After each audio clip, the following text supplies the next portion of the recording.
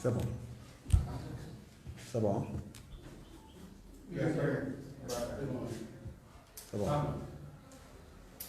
Bon, asalaamaaleykum wa rahmatullah. Ñu ngi excusé wu nag si retard bi parce que 11h lu ñu waxoon ni commencé conférence de presse bi mais dafa amoon quelques contretemps rek moo tax ñu yéex ko commencé quoi. Bon boo leen gisee nag ñu woote lii ndaje bi yaakaar naa ne ñëpp xam nañ lan la c'est par rapport aux détenus politiques ñoo xamante ni dañ leen jàpp séquestré leen ñëpp xam nañ ni duñu dellu si waat si ay conditions de séquestration parce que du ma wax arrestation ndax loolu séquestration la condition de séquestration détenus politiques yi ñëpp xam nañ ko lenn rek moom moo tax a jóg lii def benn appel à la mobilisation parce que Sénégal actuellement dafay vivre ay tournants yu assez yu décisifs Sénégal actuellement dafa nekk en danger le pays est en danger parce que la démocratie elle est par terre le pays est en danger parce que les libertés sont bâillonnées le pays est en danger parce que nos fondamentaux ont été bafoués te loolu noonu nag dañuy def appel ça interpelle tous les citoyens ak instant bii nii il ne s'agit pas d'un combat de politiciens il ne s'agit pas non plus d'un combat d'activistes ou bien de mouvements citoyens mais c'est un combat de citoyens tout court parce que chaque citoyen est interpellé devant l'histoire et devant sa responsabilité ndax instant bii nu toll depuis Senghor jusqu'à Abdoulaye Wade jamais le Sénégal n'a connu autant d'arrestations sous le régime de Senghor amoon na le parti unique mais il n'y avait pas eu autant d'arrestations et mieux encore durant les années lu Senghor lu mu ko doon dese pour mu jóge ci pouvoir bi dafa doon def ay jéego ci démocratie dafa doon def ci ay jéego ci ouverture démocratique la preuve en 1974 dafa def ce qu'on appelle l'ouverture la première ouverture démocratique mu ubbi le 3 courants Abdou Diouf tamit il a fait la même chose mu def ce qu'on appelle une démocratie intégrale nga xamante ni léegi ouverture démocratique intégrale tout parti yëpp kenn limité wu ko Abdoulaye Wade c'est la même chose ba ci Macky Sall yaakaar Macky Sall qui est né après les indépendances tous les acquis yoo xamante ni da nga ko xeex ci démocratie gars yi xeex ko au prix ak sacrifice même am na ñoo xam ne sax bàyyi nañ seen bakkan ku ci mel ni Omar Blondin Diop ñoom ñëpp lu ñu xeex Macky Sall dafa ñëw léegi bafoué ko mettre ko à terre te loolu nag ces acquis là cet héritage là démocratique waruñu taxaw muy naaxsaay suñu loxo ndaxte boobaa léegi nous aurons une responsabilité historique ci suñu génération yi di ñëw suñuy prédécesseurs dañu ko xeex léeganu ko jox nu ko et c'est à nous maintenant de nous préserver bu ñu ko mënul yokk donc ko war a maintenir te instant bii nag léegi il est temps que tous les Sénégalais se mobilisent loolu nag moo waral nag ñu def suñu ndaje bii pour que léegi ñu def un appel à la mobilisation vendredi bii suba incha allah rabbi Sénégalais yëpp ñëw pour dénoncer ce qu'on appelle l'arbitraire boo xam ne moom moo am fii si dëkk bi nit ñi ñëpp mobiliser wu pour mën a barrer la route à ce projet entre guillemets de troisième mandat parce que tout le monde sait que lenn moo am si motivation bi malgré arrestation yëpp benn dénominateur commun dina am c'est le troisième mandat la troisième candidature illégale et illégitime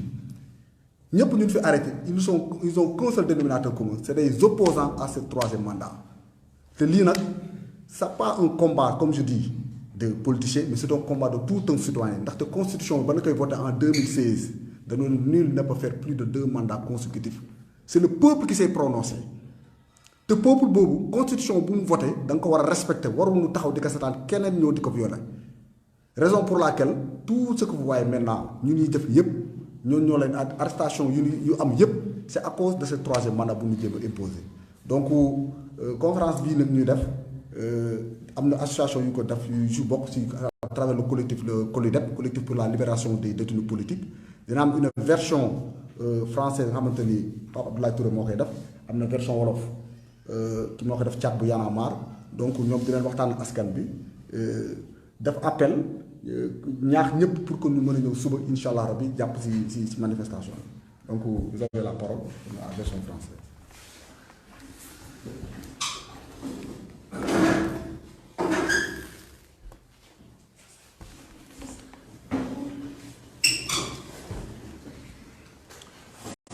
Bonjour tout le monde, bonjour chers camarades, bonjour à toutes les organisations de la société civile ici présente, bonjour à vous la presse et nous vous remercions de votre présence. Donc je pense qu'il a dit déjà l'essentiel. Aujourd'hui on est là dans l'unique but de lancer un appel à la mobilisation pour demain. Demain c'est le vendredi 16 décembre 2022. Nous sommes là pour interpeller effectivement tous nos compatriotes sénégalais à ce qu'ils se mobilisent massivement pour venir exiger la libération des détenus politiques. Comme nous avons l'habitude de le faire, depuis des mois, vous pouvez le constater vous-même, on est en train de se mobiliser, en tout cas on se mobilise pour la libération de nos camarades séquestrés et pris en otage par un régime dictatorial, le régime de Macky Sall. Aujourd'hui, la liste elle est vraiment longue, que nous allons même s'aventurer à vous donner quelques noms. Effectivement, il y a des gens à qui on reproche, on ne dirait pas force spéciale, mais force spéciale, qui depuis près de 6 mois, ils sont en train de croupir en prison, alors que tous les faits qu'on leur reproche, ils sont totalement innocents. Autre chose, il y a aussi le cas de Papito Kara, de Ousmane Diagne, à qui on reproche d'avoir détourné la une d'un journal dénommé Journal L'Observateur. Et nous rappelons que l'observateur principal concerné n'a pas introduit une plainte. Et par ailleurs, le procureur s'est autosaisi directement pour leur mettre en prison. Aussi simple que ça. Il y a aussi le cas de notre camarade Abdou Karim Gueye Xurum Xaq. Si je peux me permettre de vous citer quelques noms de personnes séquestrées, prises en otage par le régime de Macky Sall sous prétexte que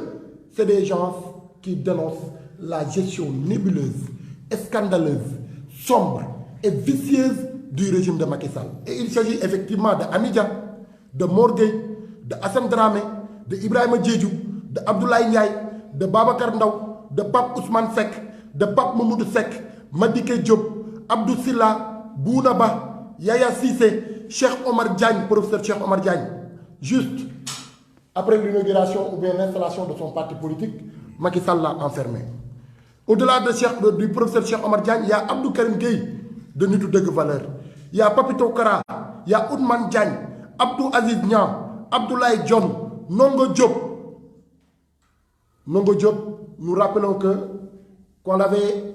emprisonné de plus de 3 mois sur les mêmes faits en mars 2021. Et aujourd'hui, le procureur s'est permis de réouvrir le dossier dans le but de le mettre encore en prison sur un fait qu'il a déjà purgé en prison, en tout cas. Donc il y a aussi Abdou Aziz Niang, je l'ai cité tout à l'heure, Ousmane Diatta, Fadilou Keïta, qui est un responsable de PASTEF, emprisonné aujourd'hui pour des faits qu'il y a certains membres de l'APR qui ont tenu des faits beaucoup plus graves, mais aujourd'hui ils vaquent librement à leurs préoccupations, chose qui justifie encore une fois que nous avons affaire avec une justice à double vitesse. Et au-delà de Fadilou Keïta, il y a Diop Taïf, séquestré récemment, le jour de l'audition ou bien de la confrontation entre Sonko et Adji Sarr, entre autres. Pape Alé Niang a été libéré hier. Et nous profitons en tout cas de cette occasion pour vous féliciter, vous, la presse, de votre détermination et de votre engagement pour exiger la libération de vos frères Pape Alé Niang. Ça a fini à porter en tout cas des fruits. Donc aujourd'hui, nous dénonçons avec la dernière énergie cette justice à double vitesse qui cherche à protéger toute personne qui est en phase avec Macky Sall ainsi que sa gestion scandaleuse, mais aussi qui piétine les droits les plus élémentaires de toute personne qui cherche à exercer son droit constitutionnel. Parce que le fait de donner son opinion, c'est un droit constitutionnel. Et nous avons tous constaté qu'il n'y a même pas 3 jours, la Cour des comptes a sorti son rapport, en tout cas, épinglant des autorités dans ce pays à coût de des dizaines de milliards.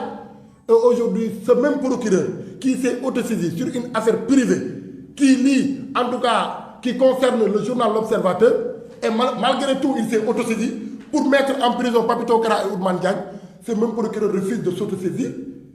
sur des recommandations d'une cour, la Cour des comptes, qui est une cour de juridiction, qui a demandé au procureur de la République l'ouverture d'une information judiciaire par rapport à des détournements scandaleux. Au moment où on disait aux Sénégalais de rester chez eux, l'heure est grave. À ce même moment, des autorités dans ce pays, le régime de Macky Sall, vole l'argent du contribuable avec les 1000 milliards de force Covid-19. Est-ce que nous devons accepter ça? Est-ce que les citoyens sénégalais qui nous suivent à travers votre couverture médiatique doivent accepter ça? C'est inadmissible d'être dans un pays dictatorial, dans un pays où les libertés, où les droits les plus élémentaires sont foulés aux pieds par le régime de Macky Sall. Raison pour laquelle nous leur donnons l'occasion à ce peuple épris de justice de venir nous rejoindre demain à partir de 15h, demain vendredi 16 décembre, à partir de 15h à la place de l'Obélisque, actuellement place de la Nation, jusqu'au rond-point BCAO, pour manifester et exiger la libération de ces détenus purement et simplement politiques. Nous interpellons aussi également toutes les autres organisations de la société civile de venir nous rejoindre dans ce combat. Nous interpellons aussi également les partis politiques de se mobiliser massivement, venir prendre part à cette manifestation-là. C'est une exigence par rapport à ces partis politiques et ces leaders de l'opposition. Il faut qu'ils se mobilisent eux aussi. Il faut qu'on leur sente dans nos activités, dans nos manifestations. En tout cas, en grosso modo, je pense que comme nous sommes des légalistes, on a pu déposer en tout cas une lettre, introduire une lettre d'information au niveau de la préfecture de Dakar, conformément à l'article 96 du code pénal, qui nous a demandé, qui a demandé d'ailleurs à tous citoyens sénégalais qui aimeraient organiser une manifestation pacifique, d'introduire une lettre d'information. On a introduit une lettre en bonne et due forme au niveau de la préfecture de Dakar. Et aujourd'hui, il y a certains de nos camarades qui sont d'ailleurs au niveau du commissariat, 4e commissariat de la Médina, pour effectivement les enquêtes de routine. Et que nous espérons que ce préfet soumis de Dakar, Mortalatin, ne va pas encore une fois fouler au pied notre constitution, ainsi que la loi 78-02 du 29 janvier 1978, et que par ailleurs, il va autoriser cette manifestation. De ce fait, nous lançons un appel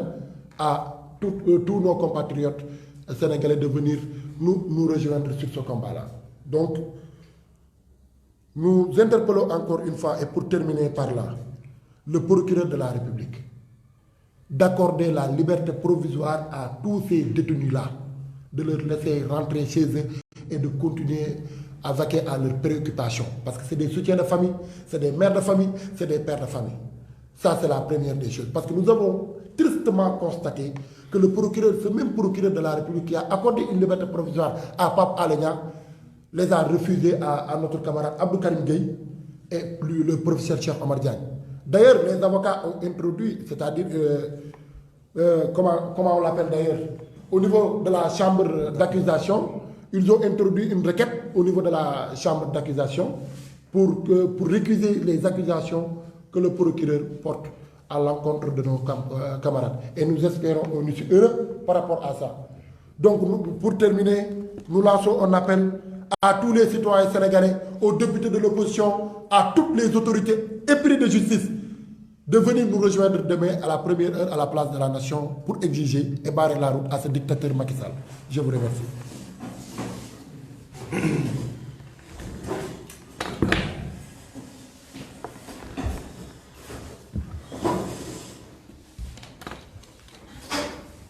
baax na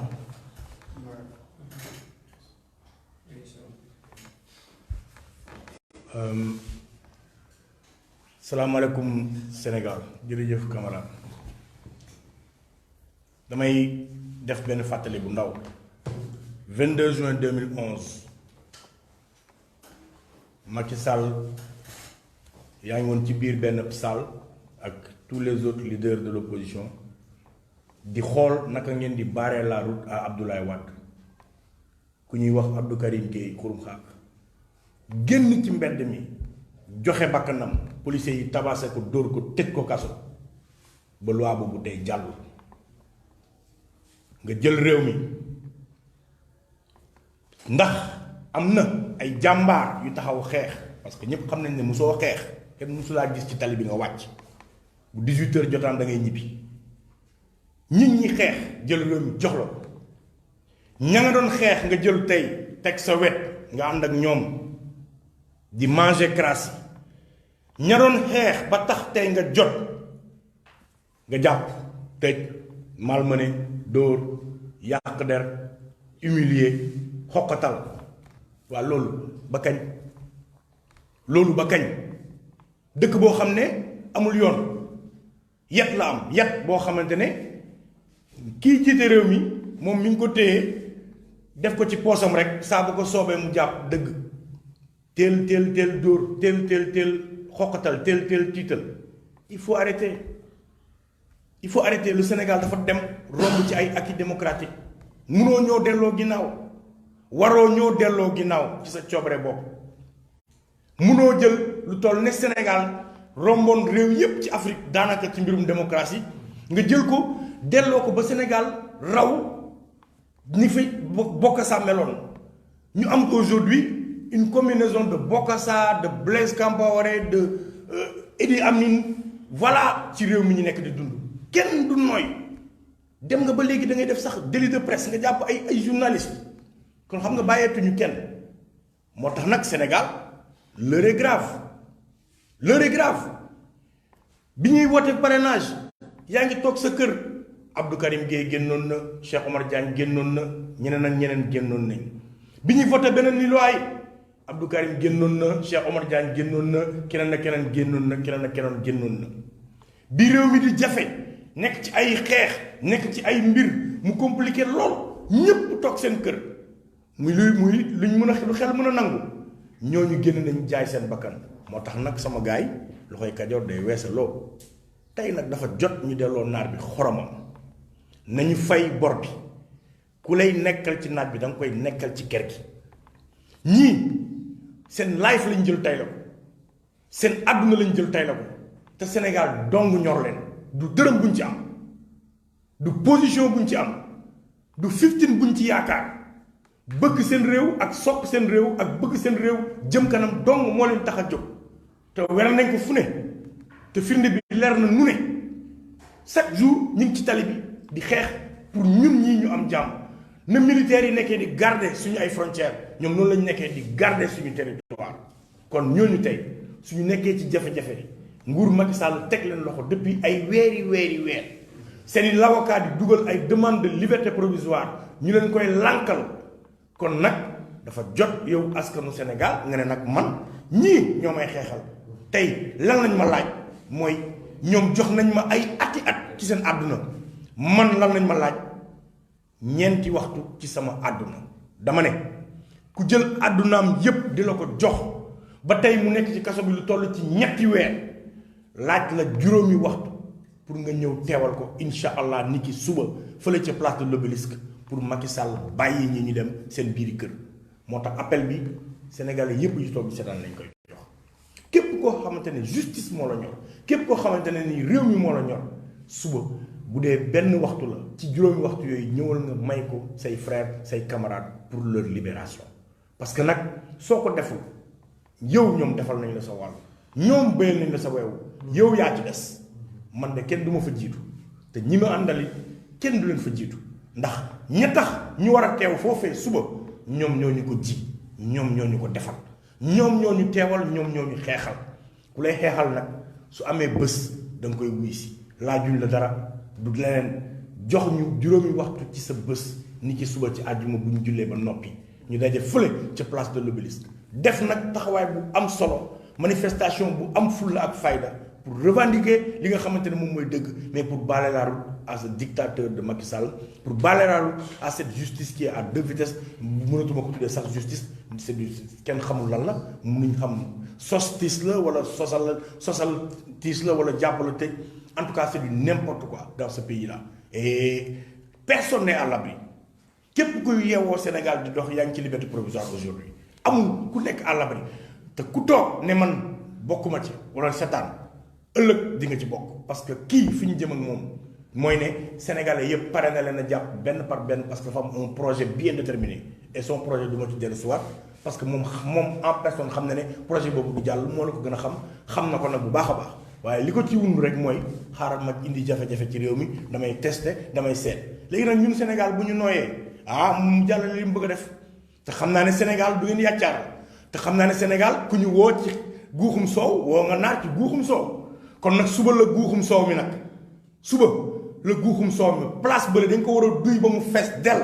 ñu wan Macky Sall ne ko ñii nekk ci kaso ba Sébikotane ak feneen ñii nga tuddee leen force spéciale te ku ne xam na ne force spéciale mooy sa ministère yi dem commandé ay armes indi leen ci dëkk bi ci ay 40 milliards et quelques conteneurs yi ba tey kenn tegu leen bët kenn xamul fa armes yi nekk loolooy force spéciale mais nag boo ñu toogee seetaan ñu bàyyi mu ne ñii dama leen tëj pour force spéciale làq ay force spéciale am ñi am seen ay armes mu leer ñëpp kon Sénégal suñu responsabilité la